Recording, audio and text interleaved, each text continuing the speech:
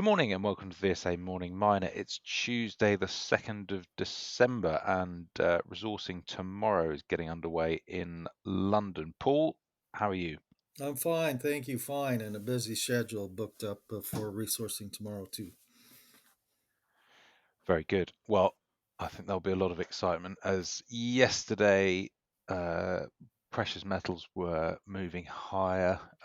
Silver went through 58, and a lot of the precious metal equities, particularly the juniors, were gapping up. So in that vein, let's start with, is it news or rumors from Barrick?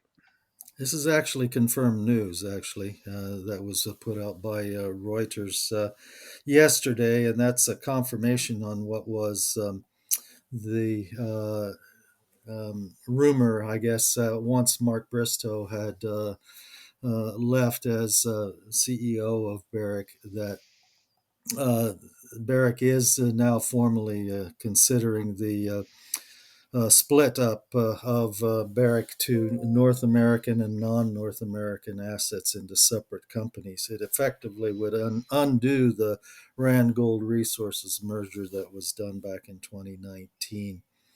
That would mean that the copper assets would end up in a different company from the gold assets of North America in particular. So it makes it much more back to a more pure gold story at this point, as well as removes some of the country risk that would otherwise is perceived to be by many investors as something they would prefer not to have in third world countries.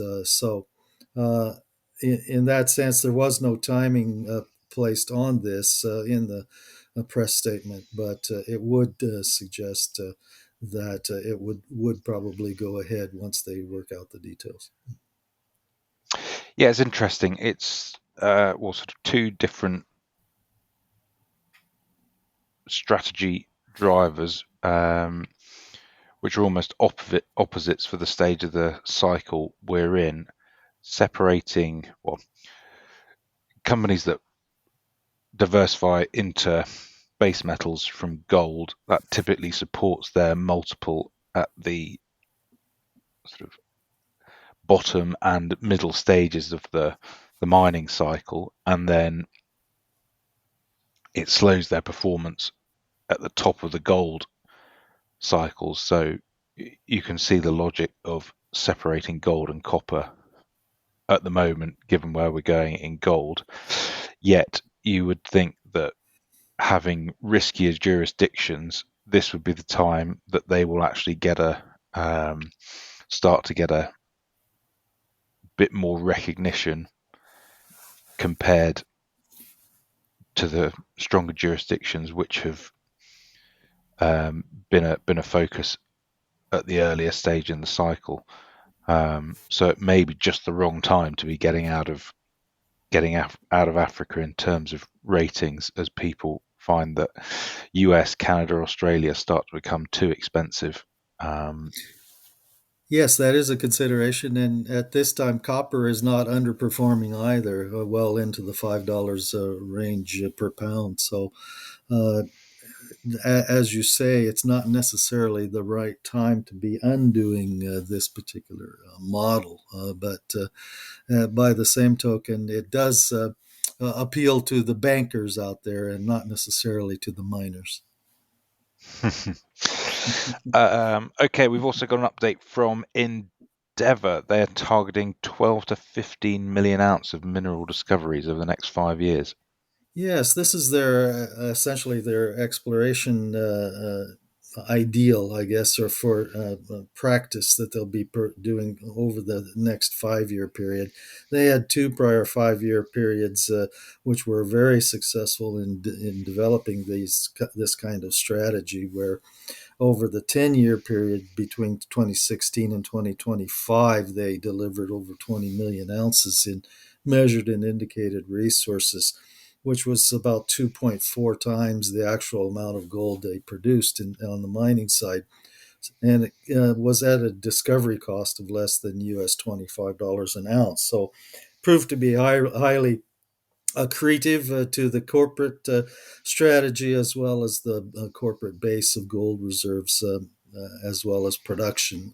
So they've set a new model here for exploration to find something on the order of 6 to 9 million ounces more nearby existing mining operations and another 6 million ounces in greenfield exploration.